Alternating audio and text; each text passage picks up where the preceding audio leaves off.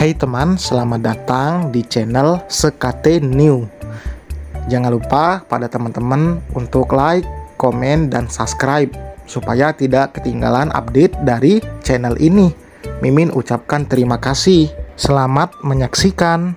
Sandiwara bangkrut sang direktur ke istri. Bab 84. Mohon maaf dan terima kasih telah menunggu sekian lama. Mimin akan langsung lanjutkan ceritanya. Mairo melangkah gontai masuk kembali ke dalam rumah. Ia harus menawan kecewa ketika usaha menjauhkan Naya dari Adrian ternyata gagal. Wanita itu tetap ikut dalam satu mobil bersama sang suami dengan alasan yang dibuat-buat. Iya, Mairo paham. Alasan yang Naya lontarkan faktanya tidak berpengaruh sama sekali.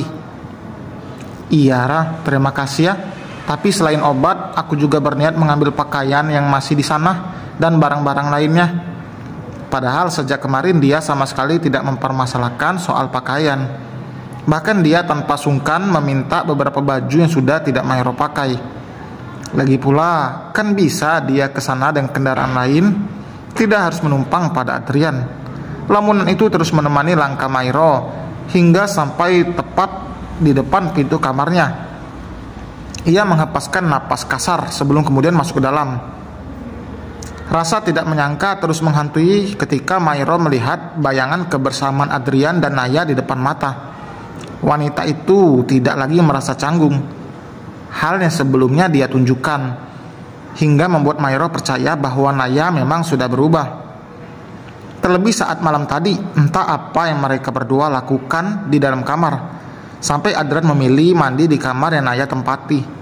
Ingin mencari tahu, tapi khawatir akan mendapatkan jawaban yang menyakitkan jika ternyata sang suami juga masih memiliki perasaan pada mantan istrinya itu. Biar bagaimanapun, Naya adalah wanita yang pernah mengisi hari-hari Adrian selama kurang lebih 5 tahun. Walau masa lalu siapa tahu yang sebenarnya seberapa besar perasaan yang membekas dalam hati masing-masing. Bisa saja Adrian hanya tidak ingin menyakiti hati istrinya, lalu mengungkapkan fakta yang bertolak belakang dengan isi hati dia sendiri. Entah siapa yang harus Mairo salahkan dalam hal ini.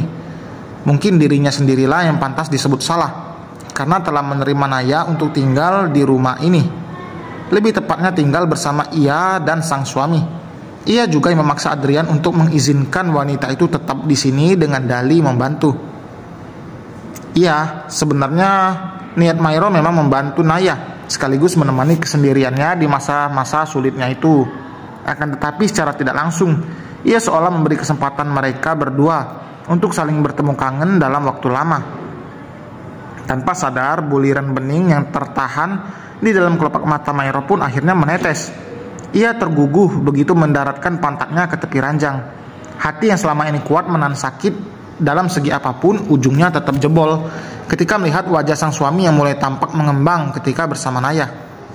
Apalagi Adrian sempat berucap, "Tidak apa, Mai, kebetulan kami searah." Seolah ucapan itu mendukung keinginan hati Naya untuk bersama. Setelah menyeka air mata yang membasahi pipinya, Mairo perlahan bangkit dari duduknya. Ia melangkah lurus menuju cermin yang sejak tadi menampilkan dirinya yang sedikit berbeda.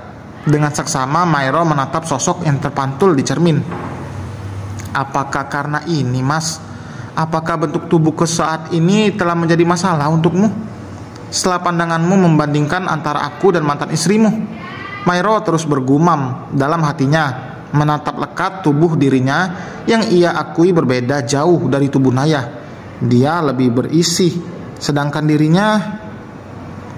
Adrian memang berkali-kali mengatakan jika dia tidak pernah mempermasalahkan kondisi istrinya, entah bertambah gemuk atau dandanan yang tak beraturan.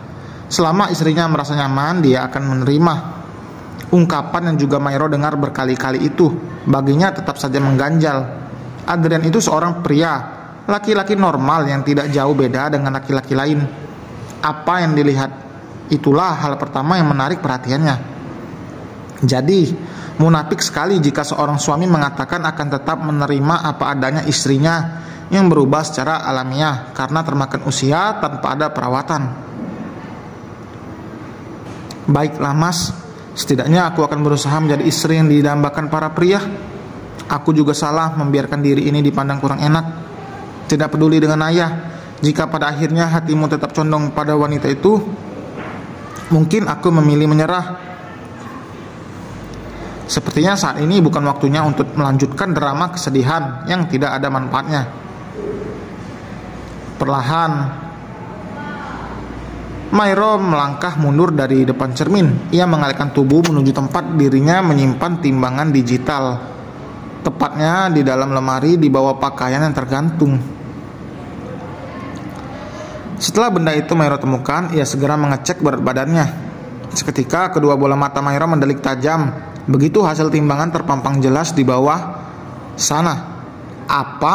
Hampir mendekati 70 kilo. Gumamnya tidak percaya. Padahal sudah sejak kemarin Mairo sudah menjalani diet. Namun melihat angka itu menandakan jika berat badan sebelumnya memang lebih dari itu. Mairo menghela napas kesal. Setidaknya usaha menurunkan berat badannya akan lebih ekstrim lagi. Tapi tidak apa. Untuk saat ini yang ada dalam pikiran Mairo hanyalah mengutamakan diri sendiri, tentu tanpa mengesampingkan keperluan suami. Ia tetap melayani Adrian seperti mana mestinya. Hanya saja untuk urusan Naya, Mairo tidak akan memikirkan, tidak peduli akan sampai kapan wanita itu di sini. Saatnya nanti jika faktanya sang suami bersikap lebih condong pada Naya, ia sendiri yang akan menentukan pilihannya, bertahan atau pergi. Ketika baru menyalakan layar ponsel, satu pesan yang tampak masuk setengah jam lalu itu sedikit mengejutkan hati Adrian. Sebuah pesan dari nomor tanpa nama, namun berhasil membuat Adrian menebak dengan benar pemilik nomor tersebut melalui foto profil yang terpajang. Sepulang kerja sore nanti, tolong mampir lagi ya mas, ada yang ingin aku bicarakan. Ya, itu pesan dari Naya. Entah apa yang akan dia bicarakan, mau tidak mau ia harus memenuhi. Barangkali ada hal yang penting mengenai kondisi kesehatannya yang tidak bisa dikatakan pada Mairo. Adrian pun mengiyakan ajakan Naya. Dalam perjalanan menuju pulang sore harinya, ia menghentikan mobil tepat di depan sebuah kos-kosan. Tampak di teras bangunan bertingkat itu Naya sudah menunggu dengan satu koper yang menemani. Dia buru-buru menghampiri Adrian setelah menyadari keberadaan mobil yang terparkir perlahan. "Hei mas," sapa Naya sumringah ketika kaca mobil Adrian turunkan. Setelah ikut membantu memasukkan koper ke dalam bagasi, Adrian kemudian masuk dalam mobil yang disusul Naya juga. Mobil pun melaju perlahan membelah jalan ibu kota yang tampak begitu padat di waktu-waktu sore ini. Perjalanan yang baru lewat beberapa menit sudah Naya buka dengan beberapa kalimat ucapannya. "Rame banget ya mas, nggak kayak dulu waktu kita pernah bareng lewat sore gini. Perasaan nggak selama ini." Walau terdengar biasa, Adrian sejujurnya risih ketika Naya mulai menyelipkan masa lalu ke dalam ucapannya itu. Ia hanya menjawab datar dengan satu kata saja, "Iya." Setelah itu Adrian memilih fokus mengendarai mobil tanpa bertanya balik mengenai kondisi Naya. Sepertinya tidak ada yang serius saat ini, mengingat sikapnya tampak biasa saja. Toh tanpa ditanya pun, dia sudah lebih dulu bercerita tentang pengalaman selama masa pengobatan. Setidaknya apa yang Naya ucapkan cukup melegakan. Dia ada kemungkinan sembuh, walau kemungkinan tidak sembuhnya pun tak kalah besar. "Jangan gitu Nay, optimis aja kalau kamu pasti sembuh." Akhirnya Adrian mengomentari cerita Naya. "Iya mas, tapi hanya kemungkinan kecil." Kali ini suara Naya terdengar lesu, tidak seperti saat awal bertemu Adrian. "Tetap saja tidak sembuh, ujung-ujungnya." "Nggak boleh gitu Nay, kalau Tuhan berkehendak akan sembuh. Kamu pasti sembuh." Adrian memberi semangat sekali lagi. Naya tersenyum memaksa sebelum kemudian mengatakan hal yang membuat Adrian penasaran. "Mas, boleh aku minta sesuatu dari kamu?" "Minta sesuatu? Apa itu?" Saud Adrian sambil sesekali menatap wajah Naya yang mulai tampak pucat. "Anggap saja ini permintaan terakhirku sebelum aku pergi selamanya dari hadapan kamu." "Nay," Adrian memprotes ucapan Naya yang ia anggap konyol itu. Aku ingin jadi istri kamu lagi, Mas, ujar Naya lancar tanpa hambatan. Kata-kata Naya yang di luar dugaan Adrian itu seketika membuat rem mobil tertekan dengan keras. Hingga tanpa sadar, mobil Adrian terhenti di tengah-tengah keramaian padat kendaraan di tengah jalan. Dan selesai teman, terima kasih telah mendengarkan permintaan terakhir dari Naya. Apakah benar atau kan cuma modus?